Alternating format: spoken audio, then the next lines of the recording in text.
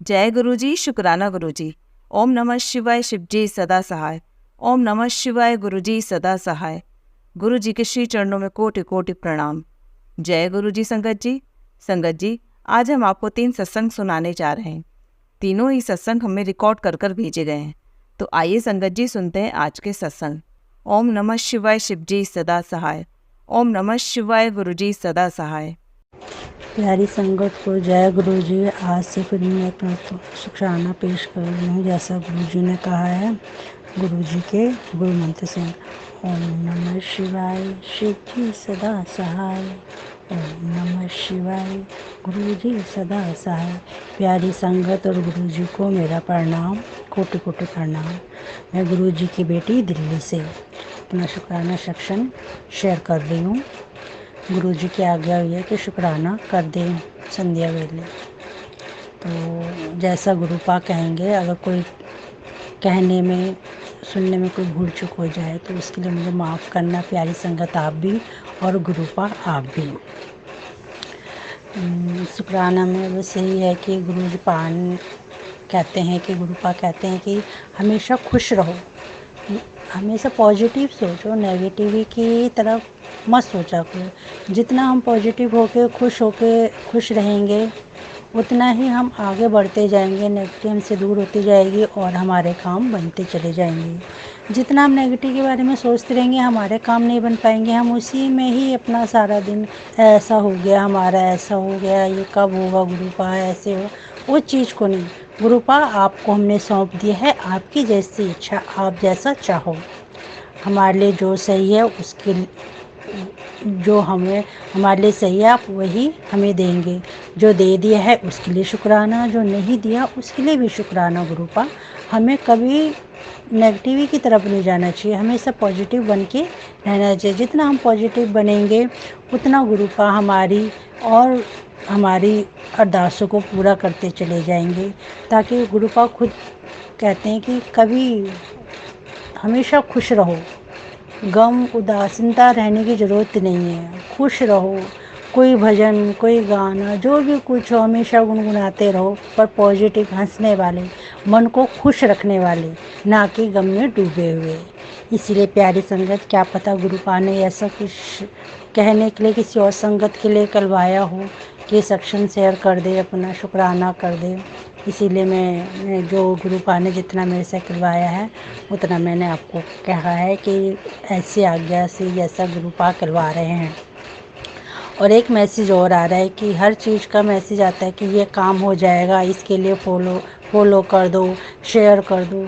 ऐसी चीज़ें कई आ रही है, ऐसी चीज़ों को हमें अच्छी तरह मन से गुरुपा की आज्ञा लेके ही करना चाहिए। क्योंकि मैंने किसी एक संगत के सेक्शन में सुना है कि ऐसे बहुत मतलब लोग शेयर कर रहे हैं अपने फॉलोवर बनाने के लिए, बहुत गलत रास्ता चुना है उन्होंने, गुरु जी का ऐसा नाम वो करके। इसीलिए आप ऐसा कोई मैसेज आता है उसको देखो, सुनो, ज़रूर वो करो, पर फॉलो और इस चीज़ को शेयर मत करो। गुरु पास से आज्ञा लो कि वो ठीक है कि नहीं है हमारे लिए, उसी हिसाब से आगे चलने और या उसको शेयर करने की। बस सुनो सबकी, पर करो गुरु पास से आज्ञा लेके। मैं अपना सत्संग शुक्राना यहीं समाप्त करती हूँ। आगे के लिए शुक्राने की तैयारी करने के लिए जा रही हूँ और अपना गुरु मंत्र के साथ यहीं अपनी वाणी को विराम दूँगी। और प्यारी संगत और गुरु पाक को मेरा प्रणाम, और प्यारी आंटी को भी प्रणाम जो ये सेक्शन शेयर करती हैं। ओम नमः शिवाय, शिव जी सदा सहाय। ओम नमः शिवाय, गुरु जी सदा सहाय। प्यारी संगत गुरुपा को कोटि कोटि प्रणाम, और गुरुपा लख लख वारी शुक्राना। जितना शुक्राना करूं उतना कम है। शुक्राना शुक्राना गुरुपा। आइए संगत जी, अब सुनते हैं अगला सत्संग। जय गुरु जी। संगत जी, गुरु जी का अनंतम अनंतम शुक्राना कि उन्होंने मुझे अपना सत्संग शेयर करने का मौका दिया। और ये मैं सत्संग शुरू करना चाहूँगी मंत्र जाप के साथ। ओम नमः शिवाय, शिव जी सदा सहाय। ओम नमः शिवाय, गुरु जी सदा सहाय। संगत जी, जैसे एक टाइम था कि मुझे ना डायबिटीज़ थी, मैं प्री डायबिटिक थी, और फैटी लिवर भी था मुझे, और मेरे को कोलेस्ट्रॉल भी हाई था और साथ में मुझे यूरिक एसिड की भी प्रॉब्लम थी। तो सिर्फ अगर नहीं था तो थायराइड और बीपी नहीं थे। तो फिर मैंने खुद पढ़कर, जैसे मुझे कुछ नहीं पता था कि इनका क्या करना है, तो मैंने खुद पढ़कर थोड़ा सा, जैसे यूट्यूब पे मैं किसी को फॉलो करती थी तो उनकी वीडियोस देख देख कर अपने आप को खुद ठीक करना शुरू किया, जिसकी वजह से जो मेरी डायबिटीज़ है वो चली गई, कोलेस्ट्रॉल भी ठीक हो गया, फैटी लिवर भी गया और यूरिक एसिड भी नॉर्मल पे आ गया। तो पर उसकी एक वो लिमिटेशन थी कि मैं घर का बना हुआ खाना खाऊं, क्योंकि घर पे तो मैं, जैसे दिल्ली में अकेली रहती हूँ तो वहाँ पर तो मैं अपना कर लेती थी कि जो मुझे खाना है उस हिसाब से मैं चीज़ें ख़रीदूँगी, या वो फ्रेश होंगी, वो प्योर होंगी या ऑर्गेनिक होंगी, और नमक टाटा का नमक नहीं होगा, सेंधा नमक या रॉक सॉल्ट होगा, ऑयल्स कोल्ड प्रेस्ड होंगे, रिफाइंड ऑयल्स नहीं होंगे, जो आटा है वो ये शरबती आटा, ग्लूटन वाली वीट जो है वो नहीं होगा, अगर होगा तो ऑर्गेनिक खापली वीट फ्लोर होगा। तो ये सब चीज़ें मैं घर पे तो अपना ख्याल रख लेती थी, बट अब जॉब नहीं थी और ये कोविड के बाद की बात है, और मुझे सारा अपना घर को पैक करके वापस चंडीगढ़ शिफ्ट करना पड़ा, जहाँ पे ऑब्वियसली मेरी भाभी किचन को देखती थी और उनका अपना तरीका था खाना वगैरह बनाने का, तो मैं खाती रही वो खाना। और मुझे ऐसा लगे कि पता नहीं क्या होगा मेरी डायबिटीज़ का, इतनी मुश्किल से मैंने उसको ठीक किया था। फिर मैंने जॉब ढूंढने के लिए दिल्ली ट्रैवल करना, तो दिल्ली में जहाँ पे भी रहती थी उस घर का खाना खाती थी, अपने फ्रेंड्स के घर रहती थी या अपने लैंडलॉर्ड के घर रहती थी, तो वहीं का खाना फिर मैं खाती थी। तो ऐसे कई देर चला, मेरे ख्याल से 3-4 महीने तो चला ही होगा। और फिर मैंने अपनी डायबिटीज़ चेक करवाई, तो वो डायबिटीज़ तो मुझे थी नहीं, जैसे पहले मेरी तबीयत थी कि जो मैंने अपनी डायबिटीज़ ठीक कर ली थी वो वैसा ही उसका स्टेटस था। तो फिर गुरुजी का एक बार मैसेज आया कि मैंने ना मतलब कि गुरुजी का ये कहना था कि ये जो तुम डायबिटीज़ नहीं है वो इसलिए नहीं है कि तुम घर का खाना खाते हो, वो इसलिए नहीं है क्योंकि मैंने तुम्हारा राशन और पानी ब्लेस किया हुआ है। तो इसलिए जैसे मैं कहीं का कुछ भी खा रही थी तो भी मेरी डायबिटीज़, यानी कि जो कि इतनी अनस्टेबल सी चीज़ होती है, थोड़ा ही उल्टा सीधा खाओ तो वापस आ जाती है, पर मेरी डायबिटीज़ वापस नहीं आती थी। तो फिर उसी साल 2021 में ही मुझे फिर कोविड भी हुआ था। तो कोविड में भी जब मेरे सीधा जाके 80% लंग्स ख़राब हुए, निमोनिया पूरे लंग्स में फैला हुआ। तो मेन रीज़न, क्योंकि उस टाइम पे जैसे सब लोग हॉस्पिटल्स में एडमिट हो के सिलेंडर्स, ऑक्सीजन सिलेंडर्स की कमी, तो ये सब मेन रीज़न मेरे बचने का यही था कि मैंने देखा था मेरे सामने साथ में एक अंकल ट्रीटमेंट ले रहे थे जो डायबिटिक थे, जिनको इंसुलिन के इंजेक्शन्स लगाने पड़ते थे, और उन्होंने डॉक्टर को बोला नहीं था, बताया नहीं था कि मैं डायबिटिक हूँ। तो यहाँ पे जो डॉक्टर था वो मेरे भाई का फ्रेंड ही था, और मैं डे केयर में ट्रीटमेंट ले रही थी, हॉस्पिटल में एडमिटेड नहीं थी, और डॉक्टर अच्छा था।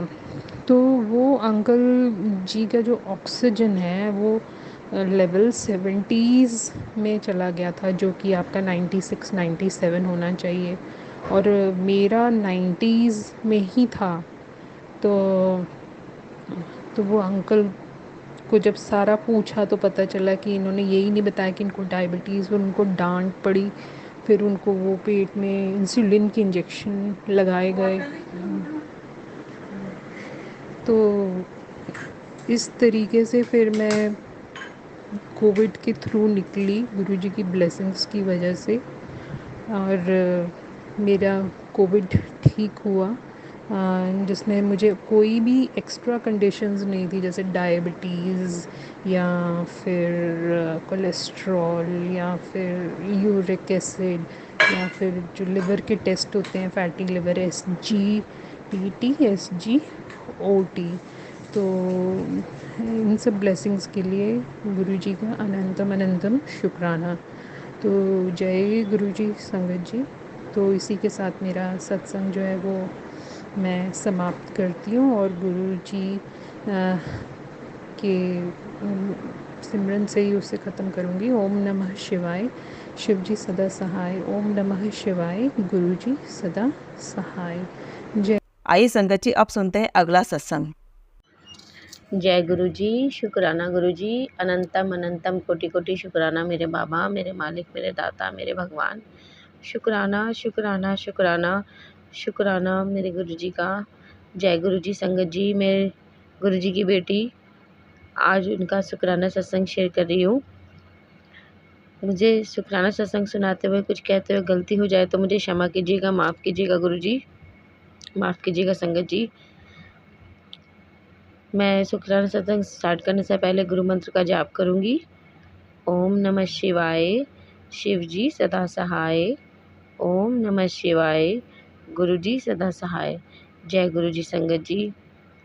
संगत जी, गुरु जी कहते हैं शुरू से स्टार्ट कीजिए। तो मैं इसी साल 2024 में 10 मार्च को पहली बार बड़े मंदिर गई थी। वहीं से मेरी जर्नी गुरु जी के साथ स्टार्ट हुई थी। संगत जी, कल 20 जुलाई को मैं मेरी बेटी के स्कूल में पेरेंट्स मीटिंग थी, वहाँ से जब घर आई तो मेरे हस्बैंड की तबीयत कई दिन से ठीक नहीं चल रही है। तो मैं उनके लिए परेशान होती रहती हूँ, पूछती रहती हूँ, बोलती रहती हूँ। पता नहीं मैं सत्संग सुनने में भी आजकल थोड़ा आलस कर जाती हूँ। मैं थोड़ी डिस्टर्ब सी रहती हूँ, मैं परेशान रहती हूँ। क्यों मेरा ध्यान सारा गुरु जी की तरफ ही रहता है और मैं घर के कामों में ध्यान नहीं लगा पाती हूँ, कहीं भी मन नहीं लगा पाती हूँ। संगत जी, मैं रहती हूँ थोड़ी परेशान, पता नहीं क्यों मैं अपने अकेलेपन से घबराती हूँ, किस वजह से, पर मैं थोड़ी डिस्टर्ब रहती हूँ। कल जब मैं दोपहर को लेटी हुई थी अपनी बेटी के साथ बेड पे, तो मैंने देखा सत्संग आया हुआ है। जब मैंने उसे ओके किया, मैंने गुरु जी ने ही भेजा होगा, मैंने ओके करके सुना तो वो मेरा ही सत्संग था जो मैं सुन रही थी। आधा किसी और आंटी जी का था, मुझे याद नहीं आ रहा उस आंटी जी ने क्या कहा क्या नहीं कहा, मैं भूल गई उन आंटी जी के सत्संग में। पर मैं थोड़ी शॉक थी। मैं गुरु जी आप मुझे ही मेरा सत्संग क्यों सुना रहे हैं। पर मुझे ठीक से याद नहीं आ रहा कुछ क्या मैसेज था क्या नहीं था। गुरु जी आजकल मुझसे थोड़ी बात भी कम करते हैं। मैं भी थोड़ी डिस्टर्ब सी रहती हूँ, परेशान सी रहती हूँ, किसी चीज़ में ध्यान नहीं लगा पाती हूँ। क्योंकि कई बार गुरु जी का मैसेज होता है कि मैं तेरा इम्तिहान ले रहा हूँ, और इम्तिहान मुझे ऐसा लगता है कि अब मैं इम्तिहान देते देते ना थक गई हूँ। मुझे समझ में नहीं आता। मैं ना गुरु जी, जब मैं एकदम स्ट्रॉन्ग थी, मतलब वो कहते हैं कि मैं तेरा इम्तिहान ले के ना तुझे स्ट्रॉन्ग बना रहा हूँ, और मेरा गुरु जी, मैं तो अपने आप को बहुत बेबस और अपना बहुत थका हुआ महसूस करती हूँ। मैं कितने इम्तिहान दूँगी, कब तक इम्तिहान दूँगी। मैं कल रोने से लगी गुरु जी के सामने कि मैं परेशान हूँ, पता नहीं मैं क्यों परेशान होती हूँ इतना। आपके होते हो मेरे को नहीं पता मैं क्यों, मेरा दिमाग इधर उधर चलता रहता है, क्यों मैं इतनी अशांत रहती हूँ दिमाग से, मन से, मुझे कुछ समझ में नहीं आता। शायद मैं अपने अकेलेपन से घबराती हूँ। मुझे ऐसा लगता है कि कोई होना चाहिए जिससे मैं बात कर सकूँ। खर्च का भी मुझसे अब होता नहीं है। मैंने मेरी लाइफ में बहुत किया है, बहुत किया है, अब थक सी गई हूँ, बहुत बहुत ज़्यादा किया है, अब होता नहीं है मुझसे। मेरा मन भी नहीं लगता, ना मेरी हिम्मत होती है। मैंने गुरुजी से बोला कि गुरुजी, मुझे लगता है कि कोई हो जो मुझसे बातें भी करे, जो मुझसे घर के साथ मेरा काम भी कराए। मैं अकेलापन बहुत महसूस करती हूँ गुरुजी। कल मैंने उसके बाद दोपहर के बाद मैंने कई सत्संग सुने, मंत्र जाप भी करने की कोशिश की, पर मैं इतना शरीर मेरा थका दुखा रहता है ना संगत जी। मैं देर से सोती हूँ, जल्दी उठती हूँ, और ज़्यादा मेरे से होता नहीं है। मेरे को नींद आती रहती है। मेरा ब्लड प्रेशर भी बहुत ज़्यादा बढ़ा हुआ है। मैं दवाई तो नहीं लेती, पर मुझे गुरुजी की कृपा से कहीं कोई दर्द नहीं होता, पर मेरी हिम्मत नहीं होती और ना मुझे नींद आती है, बहुत थकावट रहती है मेरे शरीर में। मैं थकी-थकी सी रहती हूँ। मैं मंत्र जाप करती हूँ तो करते-करते सोने लगती हूँ। मेरे को झपकियाँ आती हैं। सत्संग सुनते-सुनते भी मैं कई बार सो जाती हूँ। मुझे कुछ समझ में नहीं आता मैं क्या करूँ? मैं गुरुजी से यही बोल रही थी कि गुरुजी का कोई मैसेज था अभी सुबह 21 जुलाई की सुबह संडे को मैंने पढ़ा था। वो मेरे जो बात उनसे की थी, मेरे अकेलेपन की, उससे ही रिलेटेड था। दूसरा एक और आया था, मतलब गुरुजी एक और आया, पर इंग्लिश में मुझे थोड़ी प्रॉब्लम होती है पढ़ने में। हिंदी में भी था ऊपर, पर वो पढ़ने से पहले मैंने मेरी बेटी से बोल दिया हाँ कि हिंदी वाला पार्ट छुपा के कि ये पढ़ के बताइए, और मेरा हाथ स्क्रीन पे लगा और वो मैसेज हट गया। मैं गुरुजी से कब से प्रार्थना कर रही हूँ कि गुरुजी प्लीज़ बताइए, पर अभी तक वो मैसेज नहीं आया। अच्छे आ रहे, सही आ रहे, और शुक्राना करने के लिए कह रहे हैं बाबा मेरे एक ही कमरा है। तो मैं बोली सबके सामने कैसे करूँ? फिर मैंने बोला बाबा आप जाने, मेरा एक ही कमरा है, मैं कर रही हूँ। गुरुजी का कोई ऐसा मैसेज नहीं आया जो मैं दोबारा सुनना चाहती थी, जो मैं कह रही हूँ गुरुजी से दोबारा वो मैसेज भेज दीजिए, पर उनका कोई मैसेज आया नहीं है। मैंने बोला मुझे कुछ बात करनी है अपने अंकल जी से, प्लीज़ मुझे वो मैसेज दीजिए गुरुजी। पर अभी कुछ मुझे समझ में नहीं आ रहा, मेरा दिमाग कहीं नहीं लग रहा। तो मैंने बोला मैं शुक्राना अदा करती हूँ मेरे गुरुपा का। अभी मुझे कुछ याद आया था कि कुछ बोलना है, पर मैं भूल गई संगत जी। गुरुजी का मैसेज आया था गुरु पूर्णिमा में अपने गुरु नू याद करियो, क्या पता कोई चमत्कार हो जाए।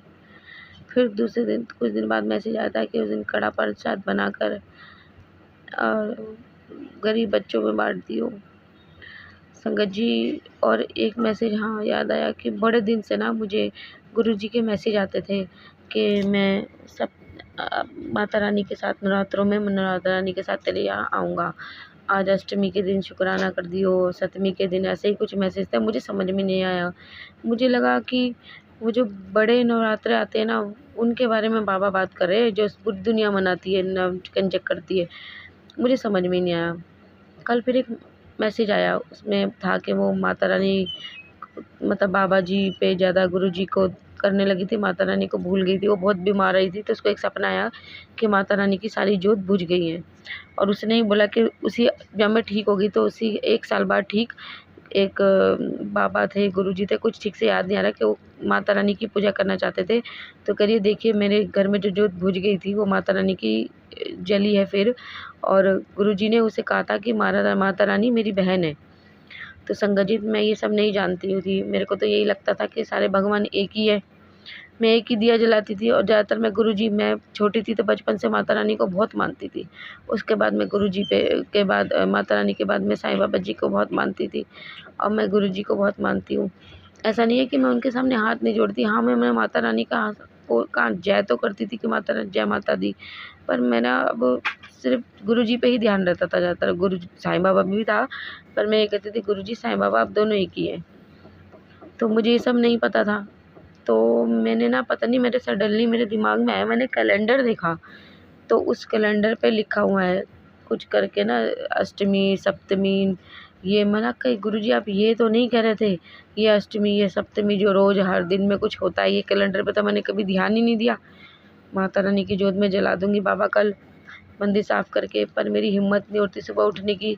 तो मेरे अंकल जी ने नहाकर पहले गुरुजी की जोत जला दी। मैंने तुमने पहले जला दी, मैंने तो बोला था माता रानी के साथ जलाएंगे, तो मैंने आप दिया लाओ, माता रानी का भी जलाते हैं। माता रानी का दिया भी जलाया, टीका भी लगाया, और बाबा ने बोलता कड़ा प्रसाद बांट देना। मैं जॉइंट फैमिली में रहती हूँ, वो लोग देखेंगे फिर कि क्या करती रहती है ये। तो मैंने कड़ा प्रसाद बना के गुरुजी, साईं बाबा और माता रानी को 2 भोग लगाया, पर मैंने थोड़ा सा ही बनाया था। मैंने बोला गुरुजी आप मुझे प्लीज़, मैं अरदास करती हूँ, आप मेरी विनती सुनिए कि मैं शाम को साईं बाबा का मंदिर हमारे घर के पास है, वहाँ जाके मैं बच्चों को बिस्किट बांट दूँगी। मैं ये सब नहीं ले जा सकती, मेरे को सब देखेंगे फिर बोलेंगे कि क्या करती रहती है। वैसे भी सबको यही लगता है कि मैं, पता नहीं सबको लगता है कि नहीं लगता है मुझे भी कि ये पागल हो गई है। मुझे ऐसा लगता है सबको यही लगता है कि मैं पागल हो गई हूँ। और मैं आप गुरुजी से बातें करती हूँ। अब मेरे घर में तो और कोई इस तरीके से बात करता नहीं है। अभी अभी मेरे अंकल जी सुन रहे थे, मेरा एक ही कमरा है, तो कह रहे हैं मैं ये नहीं कहता कि तू पागल हो गई है, हम तो तुझे प्यार करते हैं। वैसे ही शायद मजाक करते होंगे, छेड़ते होंगे मुझे। पर मेरी सास कह रही थी कि उनकी मदर थी, वो भी इन चीज़ों में बहुत ज़्यादा पड़ गई थी, तो वो वहमों में भी पड़ गई थी, तो उनको बिजली के करंट लगते थे दिमाग में। तो वो मुझे समझा रही थी। मेरे साथ ऐसा कुछ नहीं है संगत जी कि मैं एकदम पागल ही हो जाऊँ कि करंट लगवाऊँ, पर मुझे ऐसा लगता है कि अगर मैं उनके सामने ये सब करूँगी तो उन्हें यही लगेगा कि ये पागल हो जाएगी, ये सब है। तो मैं यही गुरुजी से करती, गुरुजी मैं ये सब नहीं करना चाहती, मैं बाहर जाके बाहर से ही बिस्किट खरीद के बच्चों को बांट दूँगी। तो मैंने गुरुजी मैं आपसे फिर अरदास करती हूँ, मेरी अरदास कबूल कीजिए बाबा, मेरी विनती सुन लीजिए। मैं बाहर शाम को बिस्किट खरीद के गरीब बच्चों को साईं बाबा मंदिर में बांट दूँगी। प्लीज़ बाबा, मैं कड़ा प्रसाद बना के नहीं ले जा सकती, मेरे घर में सब देखेंगे। मेरी आपसे विनती है, मेरी प्रार्थना सुनिए बाबा, प्रार्थना सुनिए। संगत जी, अब मैं अपना सत्संग यही समाप्त करती हूँ और उम्मीद करती हूँ बाबा मुझे जवाब देंगे। मैं थोड़ी डिस्टर्ब हूँ उस वक्त। अब मैं अपना सत्संग यही समाप्त करती हूँ, अपनी वाणी को यहीं विराम देती हूँ। और सत्संग सुनाने में मुझसे कोई गलती होगी है तो मुझे क्षमा करना संगत जी, क्षमा करना माफ़ गुरु जी। गुरु मंत्र के साथ मैं अपना सत्संग समाप्त करती हूँ। ओम नमः शिवाय, शिव जी सदा सहाय। ओम नमः शिवाय, गुरु जी सदा सहाय। ओम नमः शिवाय, शिव जी सदा सहाय। ओम नमः शिवाय, गुरु जी सदा सहाय। जय गुरु जी संगत जी। जय गुरु जी। संगत जी, अगर आप भी अपना कोई सत्संग शेयर करना चाहते हैं तो लिखकर या रिकॉर्ड करके डिस्क्रिप्शन पर दिए गए व्हाट्सएप नंबर पर भेज सकते हैं। जल्द ही आपका सत्संग भी संगत जी के साथ शेयर किया जाएगा। ओम नमः शिवाय, शिव जी सदा सहाय। ओम नमः शिवाय, गुरु जी सदा सहाय।